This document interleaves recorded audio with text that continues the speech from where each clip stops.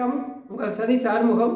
இந்த வீடியோவில் நம்ம என்ன பார்க்க போகிறோம் அப்படின்னா, குரூப் 4க்கு ஜென்ரல் இங்கிலீஷ் தேவை குறித்தும் தமிழுக்கு என்னென்ன பண்ண வேண்டியது இருக்குது, தமிழுக்கு பார்ஷியாலிட்டி என்னென்ன நடக்குது, அது ரெண்டையும் ஒரு சேர இந்த வீடியோவில் பார்க்க போகிறோம்.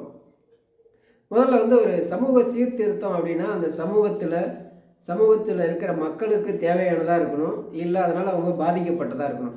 இப்போ டிஎன்பிஎஸ்சி சமீபத்திய சீர்திருத்தங்கள் இதில் இப்போ சீர்திருத்தம்னா என்ன? ஜென்ரல் இங்கிலீஷ் ஆஸ்பிரண்ட்ஸ் கேட்டிருக்கணும், எனக்கு அநீதி இருக்குது, ஜென்ரல் இங்கிலீஷ் வேணாம் அப்படின்னு கேட்டிருக்கணும். இல்லை தமிழில் இருக்கிறவங்க ஜென்ரல் இங்கிலீஷை தூக்குங்கன்னு கேட்டிருக்கணும். எனக்கு தெரிஞ்சு நானும் தமிழ் எழுதுனவன் தான். தமிழில் படிக்கிறவங்க எப்பயுமே நியாயமாக எனக்கும் பார்ஷியாலிட்டி பார்க்காத தமிழுக்கு சம உரிமை கொடுன்னு கேட்குற ஆளுங்களே தவிர, தமிழுக்கு முன்னுரிமை கொடுங்க, தமிழுக்கு எக்ஸ்ட்ரா மார்க் போடுங்கன்னு கேட்குற ஆளுங்க கிடையாது. அதனால் யாருமே கேட்காத ஒரு விஷயத்தை செய்யுதுன்னா அது எப்படி சீர்திருத்தமாகும்? அதை டிஎன்பிஎஸ்சி செஞ்சுருக்கிறது பல பேர், அதுவும் திடீர்னு எக்ஸாம் முன்னாடி பண்ணாங்க, நிறைய பேர் அதையும் ஃபைட் பண்ணி பாஸ் பண்ணி வந்திருக்காங்க. அப்போ அங்கே என்ன நடக்குது அப்படின்னா, ஆங்கில மொழிக்கு ஒரு பார்ஷியாலிட்டி நடக்குது. நம்ம கான்ஸ்டியூஷன் படி பார்த்தோம் அப்படின்னா, மொழி, இனம், மதம் எந்த பார்ஷியாலிட்டி பார்க்கக்கூடாது, அடிப்படை உரிமை அது ஒரு பக்கம் இருக்கட்டும். ஆனால் ஜென்ரல் இங்கிலீஷ் தேவை தான். குரூப் 4 பொறுத்த வரைக்கும் அது கட்டாயம் தேவை. நிறைய பேருடைய வாழ்க்கையை தீர்மானிக்கிறது. உங்களுக்கு அது தமிழ் மேலே அக்கறை இருக்குது அப்படின்னா, தமிழுக்கு ஸ்கூலில் இருந்தே இம்பார்ட்டன்ஸ் அதிகமாக கொடுக்கறது, வேலைவாய்ப்புகளில் இப்போ பிஎஸ்டிஎம் 20% கொடுக்கறது, யூபிஎஸ்சி எஸ்எஸ்சி போன்ற தேர்வுகளை தமிழில் எழுத வைக்கிறது, தமிழில் கொஸ்டின் பேப்பர் பண்ணுறது, அந்த மாதிரி பல சீர்திருத்தங்கள் செய்ய வேண்டியது கிடக்கு. அது ஒன்று. இன்னொரு பக்கம் தமிழுக்கு எங்கெங்கெல்லாம் அநீதி நடக்குது, இதிலே பார்த்தீங்கன்னா ஜிகே தமிழ் கம்பல்சரி அப்படின்னு சொல்லுவாங்க. அடுத்த லைனில் ஜிகேவில் இங்கிலீஷ் வெர்ஷன் இஸ் ஃபைனல், ஆங்கில வழியிலான வினாத்தாள்களே இறுதியானது. அதை என்ன கொஸ்டின்ஸ் தப்பாக கேட்டிருந்தாலும், தமிழில் தப்பாக கேட்டிருந்தாலும் இறுதியானதுன்றாங்க. இதில் நானே பல முறை குரூப் 1 மெயின்ஸில் பாதிக்கப்பட்டிருக்கேன், ப்ரிலிம்ஸில் பல பேர் பலவிதமாக பாதிக்கப்பட்டிருக்காங்க. வாழ்க்கையே மாத்திர நிறைய முடிவுகள் இதனால் நடக்குது. இதை நம்ம சிம்பிளாக விட்டுடுறோம். ஒவ்வொரு டைமும் கொஸ்டின்ஸ் எரர் நடக்குது. அதுக்கு அவங்க கீ செட் பண்ணும்போது இங்கிலீஷ் கீ தான் செட் பண்ணுறாங்க.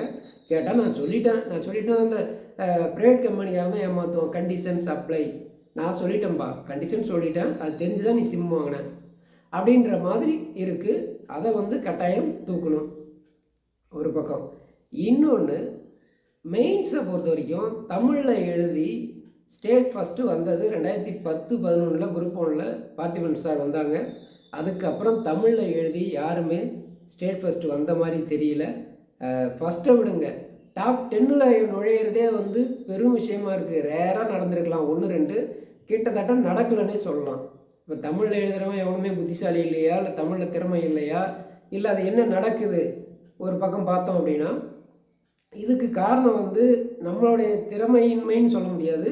டிஎன்பிஎஸ்சி ஒரு 5 வருடம் தமிழில் இருக்கிறவங்க ஒன்று இங்கிலீஷுக்கு சப்போர்ட் பண்ணுறது, இல்லை தமிழுக்கு சப்போர்ட் பண்ணுறன்ற பேரில் ஒருத்தவங்கள ஒரு குரூப்பை அடக்கிறது. நான் என்ன சொல்கிறேன் என்னென்னா, எல்லாருக்கும் சம வாய்ப்பு கொடுங்க.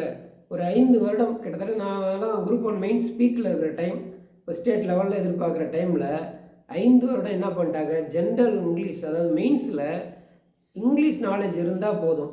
ஒரு பேராகிராஃப் கொடுத்து ஒரு 70-75 மார்க்னு நினைக்கிறேன், பேராகிராஃப் கொடுத்து அதை அப்படியே பேராகிராஃபில் காம்ப்ரிஹென்ஷன்லேருந்து நம்ம ஆன்சர் எழுதுவோம்ல, அதுலேயும் எஸ்ஆர் நோ டைப். கடைசி நேரத்தில் டைம் இல்லைனா கூட எஸ்எஸ்ன்னு போட்டால் கூட 5 மார்க், 10க்கு 5 மார்க் கிடைக்கிற மாதிரி. எஸ்ஏ எழுதுகன்னா ஆதார் பற்றி எழுதுக. அதெல்லாம் நம்ம ஜிகேவிலே அப்போ ஆதார் ஃபேமஸாக படிச்சுட்டு இருந்தோம். இந்த மாதிரி விஷயங்கள் அப்போ கூட நாங்கள் தமிழில் என்ன கேட்டோம், தமிழ் ஆசிரியர்கள்லாம் பார்த்தோம் அப்படின்னா, தமிழ் புலமை அவங்களாம் அவங்க புலமை இங்கே தான் காட்டுவாங்க. ஐயா தமிழ் ஐயா பாடம் நடத்துகிற இடத்த காட்டுங்க ஐயா, கொஸ்டின் எடுக்கும்போது காட்டாதீங்க, ஏன்னா ரொம்ப பார்ஷியாலிட்டி, இங்கிலீஷில் இருக்கவங்க ஒரு மாதிரி இருக்காங்க, தமிழில் நீங்கள் கொஸ்டின்ஸை நாம் ஒரு 70-75 மார்க்குக்கு தமிழில் 10 புக்கை ரெஃபர் பண்ணிட்டு போவோம்.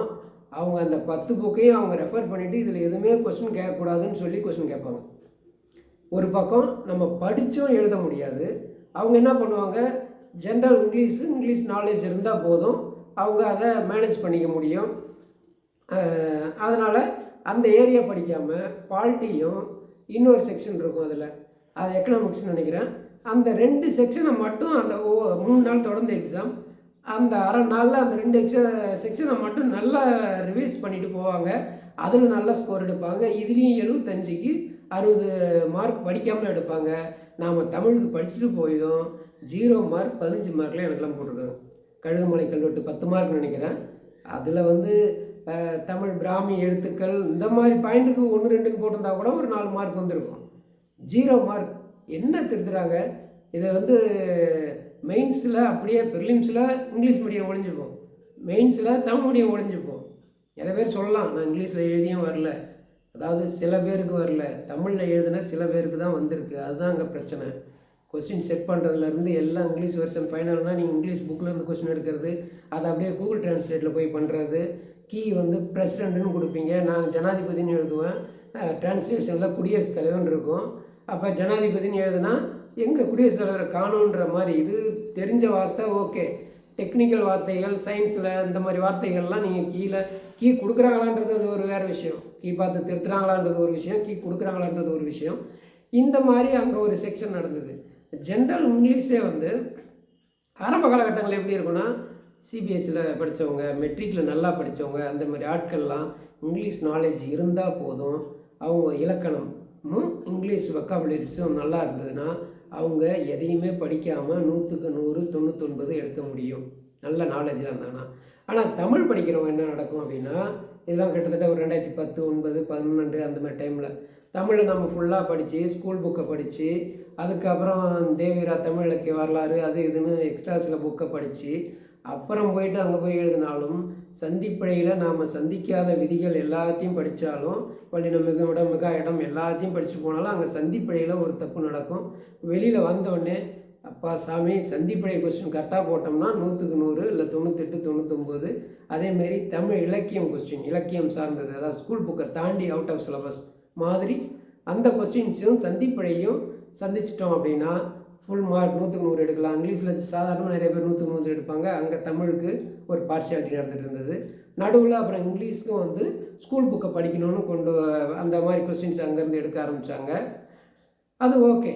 நம்ம மெயின்ஸில் கூட நான் வந்து அதை தூக்க சொல்லிலாம் கேட்கல, எங்களுக்கும் ஒரு பேராகிராஃப் கொடுத்து அதில் வந்து காம்ப்ரஹென்ஷன் எழுத சொல்லுங்கள். அவங்களுக்கு என்ன டெஸ்ட் பண்ணுறீங்க, இங்கிலீஷ் நாலேஜு டெஸ்ட் பண்ணுறீங்க, அதையே எங்களுக்கு தமிழ் பண்ணுங்கன்னோம்.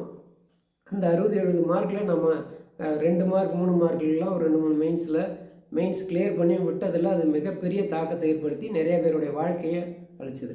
அந்த மாதிரி நாங்கள் தமிழில் பாதிக்கப்பட்டோன்றதுக்காக இங்கிலீஷில் இருக்கவங்கள ஒடுக்குங்கன்னு சொல்ல, அவங்களுக்கும் சம உரிமை கொடுங்க. ஆனால் தமிழனுடைய பண்பாடு வரலாறு இந்த மாதிரி விஷயங்கள் தெரியணும் அப்படின்றதால ஜிகேவிலேயே ஒரு 10 கொஸ்டின்ஸ் 20 கொஸ்டின்ஸ்க்கு ஏற்ற மாதிரி 200னா 20-25 கொஸ்டின்ஸ், 10னா 100 கொஸ்டின்ஸ் 75 தான், மேத்ஸ் 25. அதில் ஒரு 10-15 கொஸ்டின்ஸை வந்து பொது தமிழ் சார்ந்த, பொது தமிழ்னா இலக்கியம், நம்ம வரலாறு பண்பாடு இந்த மாதிரி விஷயங்கள் தெரியாமல் தமிழ்நாட்டை ஆள முடியாது. தமிழ்நாட்டை மீன்ஸ் மக்களை ஆள முடியாது, மக்கள் மனங்களை ஆள முடியாது. அதுக்காக அந்த இடத்த தமிழ் கொஞ்சம் படிக்கிற மாதிரி வச்சிடலாம். அவங்களுக்கு தேவை அந்த இலக்கணம், இலக்கியம், புரிதல் இந்த மாதிரி விஷயங்களை டெஸ்ட் பண்ணுறோம். அதை ஆங்கிலத்தில் டெஸ்ட் பண்ணிக்கங்க. பட் தமிழர் வரலாறு பண்பாடு இந்த மாதிரி இருக்குங்கள் ஏற்கனவே இருக்கிற நிறையா விஷயங்கள் எப்பயுமே வந்து பழையன கழிதல் புதியன புகுதல் அதெல்லாம் அப்படியே ட்ராஜடிக்காக வந்து மாற்றம் இருக்கக்கூடாது. படிப்படியாக என்ன சரியாக இருக்கோ, சரியாக இருக்கிறத அப்படியே ஏற்றுக்கணும். அதில் என்ன டிஃபிகல்ட்டிஸ் இருக்கோ, எங்கே பிழை நடக்குது, எங்கே யார் பாதிக்கப்படுறாங்க, இந்த கம்ப்ளைண்ட் ஜென்ரலாக 5-6 வருடமாக கொடுக்குறாங்க. நான்லாம் வந்து குரூப் 2 இன்டர்வியூவில் எழுதி கொடுத்தேன். பொது தமிழும் பொது ஆங்கிலமும் பாகுபாடு நிலவுகிறது, பொது தமிழுக்கு நாங்கள் இப்படி படிக்கிறோம், பொது ஆங்கிலத்தை இன்டர்வியூ போகிறேன், சஜஷன் கேட்குறாங்க. நடராஜ் சார் இருக்கும்போது நான் இன்டர்வியூ மார்க் குறைப்பாங்க, அதை பற்றிலாம் நான் கவலைப்படல. தமிழ் எழுதுகிறவங்களுக்கு இந்த பிரச்சனை இருக்குது, தமிழ் மீடியம் ஒழுங்காக இது பண்ணல அப்படின்ற மாதிரி ஒரு 3-4 பாயிண்ட்டை பின்னாடி எழுதினேன். அதை அவங்க படித்தாங்க, படிக்கலை, அதே பிரச்சனை இல்லை, கவனிக்கலை, அது தெரியல நமக்கு. ஆனால் அதை நான் துணிச்சலாக எழுதி கொடுத்தேன். அந்த மாதிரி நம்ம பல முறை டிஎன்பிஎஸ்சி பேப்பர் நிறைய பேருக்கு நம்ம லெட்டர்லாம் எழுதி அனுப்பியிருக்கோம். பெருசாக அதோடைய இம்பேக்ட் இல்லை. ஆனால் ஒரு கருத்துருவாக்கம் நிகழ்த்த முயல்கிறோம், திரும்பவும் நிகழ்த்துவோம். வீடியோட இறுதி கருத்து என்னென்னா, தமிழ் எங்கேயும் பாதிக்கக்கூடாது, தமிழுக்கு முன்னுரிமை அளிக்கலனாலும் பரவாயில்ல, தமிழ்நாடு அரசு பணியாளர் தேர்வாணையம்னு வச்சுக்கிட்டு தமிழுக்கு அநீதி நினைக்கிற இடங்களை எல்லாம் சரி செய்து சமமாக்கப்பட வேண்டும். பொது ஆங்கிலம் இருக்கலாம், குரூப் 4ல் இருக்கலாம், அதை வந்து நாங்கள் வந்து எப்பயுமே அடுத்தவங்களுக்கு அநீதி செய்யுங்க அப்படின்ற ஆள் கிடையாது. எங்களுக்கு நீதி வழங்குங்கன்னு கேட்குற ஆட்கள். விரைவில் ஒரு நல்ல சீர்திருத்தம் எதிர்பார்க்குறோம். அது வந்து இன்னும் புதுசாக, அதாவது ஒரு பிரச்சனையை உருவாக்கி அந்த பிரச்சனைக்கு சொல்யூஷன் கேட்டுட்டு இருக்கும்போது இன்னொரு பிரச்சனையை உருவாக்கி அந்த மாதிரி போகாமல் ஒரு நல்ல சொல்யூஷனாக இருக்கிறதுக்கு இறைவனை வேண்டிக் கொள்கிறேன். வெற்றி நமதே, வேலை நமதே, நாளையும் நமதே.